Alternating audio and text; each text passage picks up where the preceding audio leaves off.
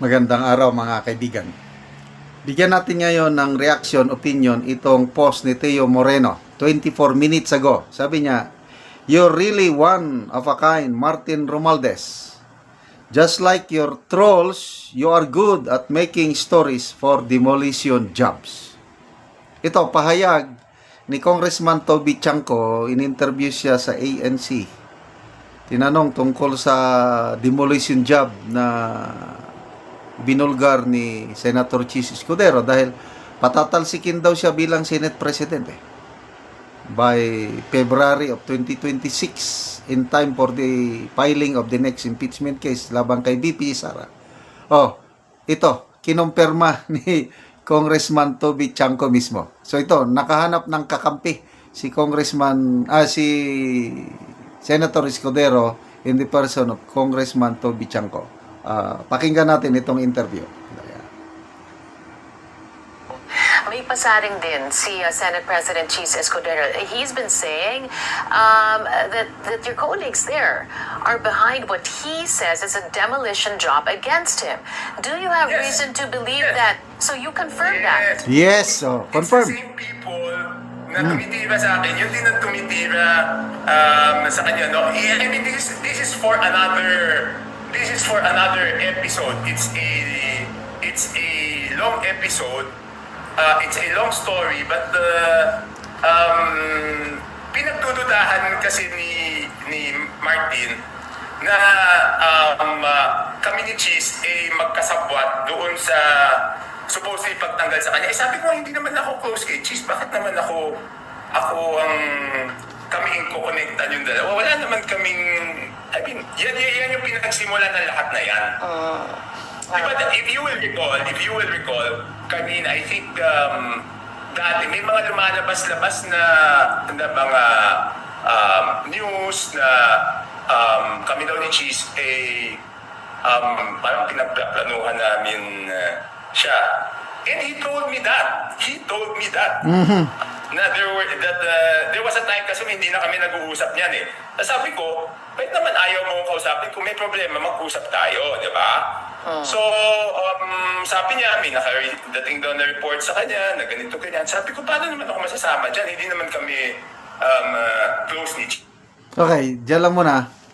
Talagang I think last year, may lumabas na memorandum ba yun? Basta dokumento galing Malacanang na sinasabi na papalitan si Chis, papalitan bilang speaker si Martin Romualdez at ang ipapalit itong si Toby Chanco. May lumabas yan na dokumento, although pinabulaanan ng Malacanang. Sayang. Kung ito ang magiging Speaker of the House, si Congressman Toby Chanco, baka gaganda ang performance ng Marcos administration. Marami na akong narinig, nabasang comments, na ang nagpapagulo sa ating panggobyerno ay si Pinsan. So ito, takot na takot siyang mapatalsik at kaya pinagdududahan niya sina Congressman Toby Chanco at Senate President Escudero. Tuloy natin. And at that time, he was the one who told me to meet Chis.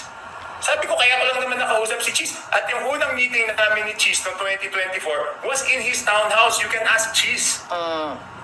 Alright.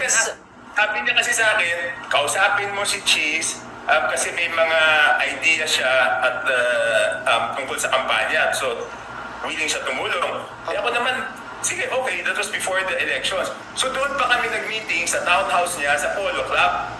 So sabi ko sa kanya, nung after that, nung medyo nagdududa siya sa akin, sabi ko, Speaker, ikaw nagsabi sa akin, tinawagan mo ako sa bahay, sabi mo, i-meet ko si Chis, kaya nag-set kami ng meeting, doon pa kami nag-meeting sa townhouse mo. So paano mo sasabihin na kami nagplaplano laban sa iyo, ikaw nagsabi, i-meet ko si Chis para doon sa 2024 campaign.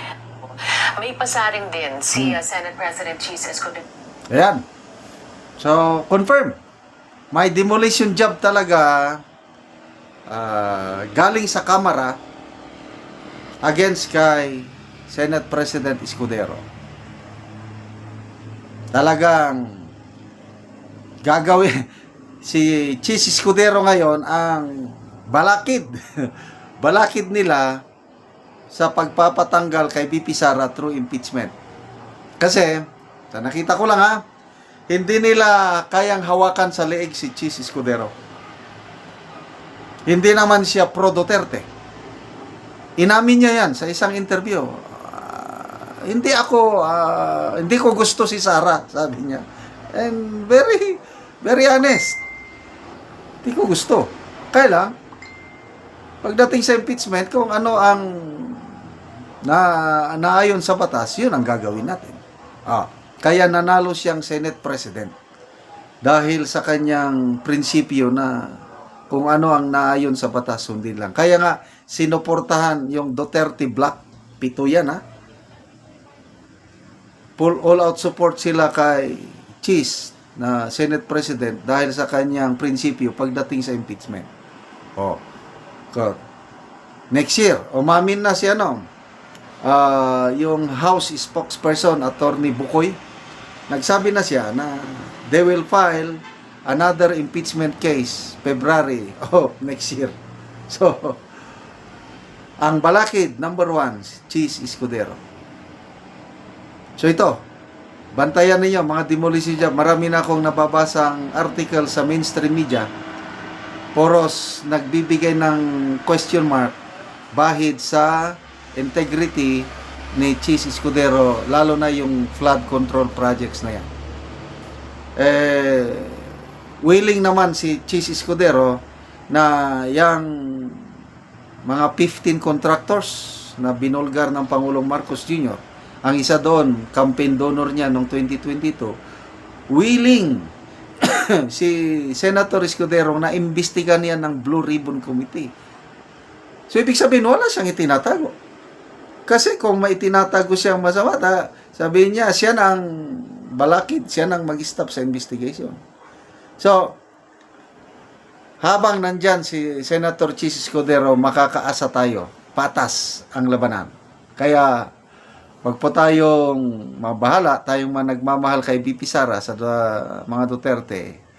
Kahit makailang beses pa silang magsampa ng impeachment case, hindi nila matatanggal si BP Sara. Okay, salamat mga kaibigan sa inyong pagsubaybay sa ating channel. Nakakatulong kayo ng malaki sa Tribong Talandi ng Bukidnon dahil ang sweldo natin sa channel na ito, pantulong natin sa tribo.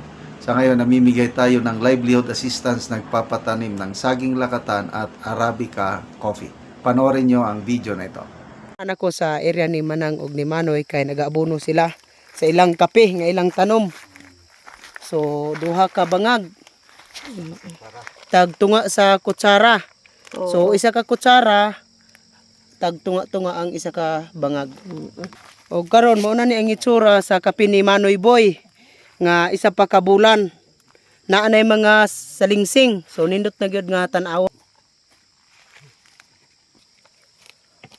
Pabuta sa kuan nakagi. Sumawi do mo kawagaan man ang tuig. Angin mampadaan mabayad sa So isa pa ka bulan nindot na nga tan-awon.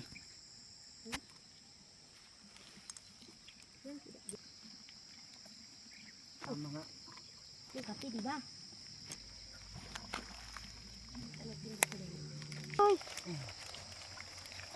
Ini coba ke jalan pun okey no. Sila mga kalbab ibig ba? Sulog di kisiri.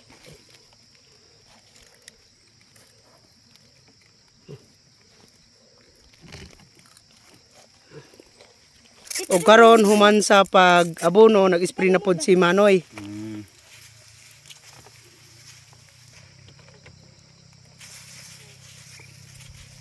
So klaro gid kaayo nga basa gyud ang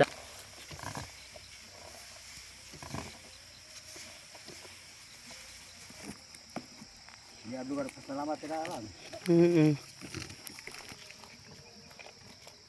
Salamat sa Ginoo na nagsuporta pod sa kuan kape nga kuan dugangan namo ni ngamong kape o kuan 300 kay 400 man eh.